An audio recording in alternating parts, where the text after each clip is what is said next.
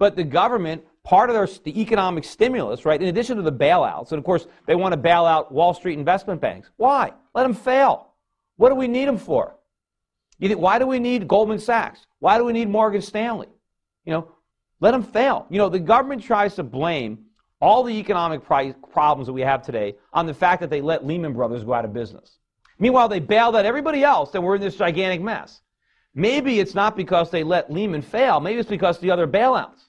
But no, now they want to make us believe that since Lehman Brothers failed, they can't let anybody fail. We don't need all these investment banks. And if they go away, it's not going to mean that brokerage is going to stop, that investment banking is going to stop. It's just going to be done by somebody else. There are a lot of small firms out there like mine that are expanding, that will expand even more if the government gets out of the way. But instead, the government is rewarding the incompetent people and keeping them in business, and they're punishing all the competent people. Meanwhile, look at the bonuses, look at the amount of money that is being paid to Wall Street executives using bailout money. I mean, how can these guys be entitled to make multi-million-dollar a year salaries when their companies are losing a fortune based on what they're doing? I mean, let them fail. Let them go out of business. But the stimulus, what is it that the government is trying to do with the stimulus? The government is trying to recreate the conditions that led to the crisis. Because when they talk about stimulating the economy, they're not talking about stimulating economic growth. They're talking about stimulating spending. They want us going back to the auto showrooms, back to the malls, and buying more stuff. And they want us going deeper into debt to pay for it. And if we're not willing to accumulate the debt on our own, well, then the government will do it for us. As if this is the secret. If they could just spend enough money, then the economy is just going to magically grow again. And that's all nonsense. The only reason it worked before, and it really didn't work, was because we were able to borrow the money from the rest of the world and spend it. And we were able to live in the delusion that we were getting richer even as we were getting poorer, because we looked at our asset prices, right? We were looking at real estate and stock prices going up, and we said, hey, we're actually getting wealthier, even as we were getting poorer, because we were spending money instead of saving money. And as we spent money, we counted that spending as GDP. And so as long as our GDP was rising, we thought our economy was growing. But the whole time our GDP was actually going up, we weren't measuring real economic growth. We were measuring how much wealth we had been destroying or dissipating because we were simply spending. And we thought we were okay because some appraisers said that our house was worth more or the stock market was still going up. But all that was an illusion. And now that those bubbles have burst, there's no way to go back to it. Stock prices, I don't care, you're going to have ups and downs, but stocks in the United States are still expensive. Based on any kind of historic measure of value, the PEs are high and the yields are low. Stocks are overpriced. Houses are overpriced. Our assets are still overpriced despite the fact that they've fallen. Meanwhile, our whole economy is phony. The malinvestments that we have now is this entire service sector economy. We built an economy based on the idea that we can borrow and spend money in perpetuity. And that was just as phony as the idea that real estate prices would always rise. So we have a lot of Americans that are working in jobs that they really shouldn't be in. We got a lot of Americans that work in retail, that work in shopping centers, that work in restaurants, that work in financial services. There are a whole host of Americans employed doing things that they really shouldn't do because, we're too broke to patronize their businesses. We need more Americans making stuff, producing things. And in order to have American labor available for productive capacity, they have to leave where they are right now. That somebody has to lose their job in the service sector in order to get a job in goods production.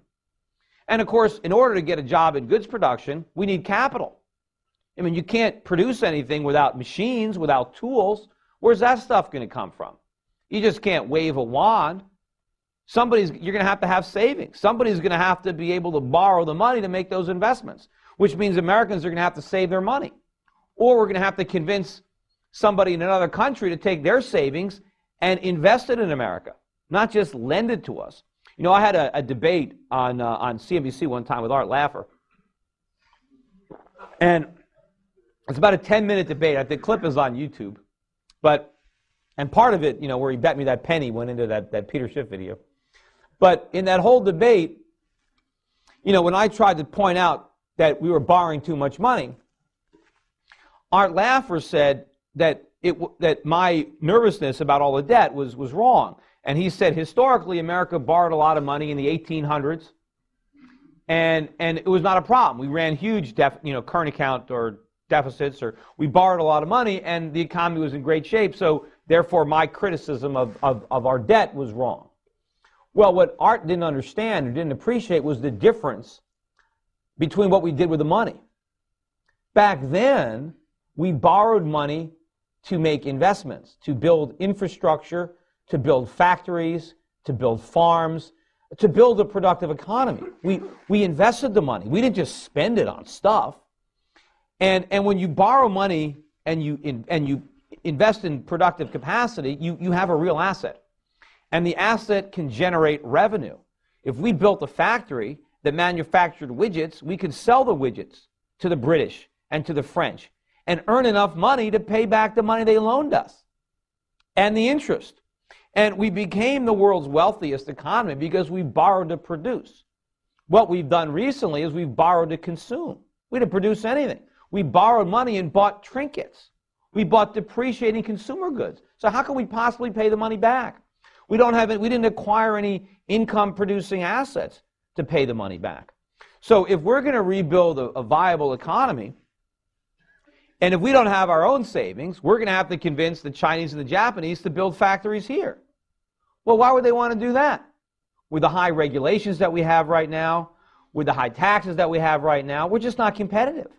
So the only way that we're ever going to rebuild a sound economy in the United States is, number one, we're going to have to stop all the stimulus and stop the bailouts and let the free market work. We have to understand that what's happening right now is not the problem, it's the solution. The problem was the bubble blowing up, not the deflation. We have to allow the pain, no matter how unpleasant it is. We have to understand that anything we do to delay this is going to make it worse. When you have President Obama is talking about how everything is different than George Bush, how his administration has changed, we're doing it differently. He hasn't changed anything. He's doing exactly what Bush did. He inherited the same situation, only worse, and he's doing the same thing, only worse. His fiscal policy is worse than Bush's, and it's funny, as he's getting ready to sign a budget or proposing a budget with near a $2 trillion deficit in 1 year, he's criticizing Bush for deficit spending. And what Bernanke is doing, the things that Bernanke is doing now, dwarf what Greenspan did in irresponsibility. I mean, I still say that, it's a tough race. I said that, there's a race to see who's going to go down in history as the worst Fed chairman ever. And Greenspan is probably still in the lead, but Bernanke is hot on his tail. I think the only reason that Greenspan is still winning is because he was there longer. But as far as for how many years he's been at the helm, it's got to have to go to Bernanke. But so the combination of Obama-Bernanke is way worse than Bush-Greenspan. But it's the same philosophy. Nothing has changed. This might as well be the third Bush term. He is doing the same exact stuff. I mean, the rhetoric is a little bit different, but the policies are all the same. The ideas are all the same, that economic growth is a function of people spending money, and that we need more government to stimulate the economy, that we should bail out the people who fail and punish the people who succeed, and that we should have, no interest rate. We should have the Fed should be cranking out money. I mean,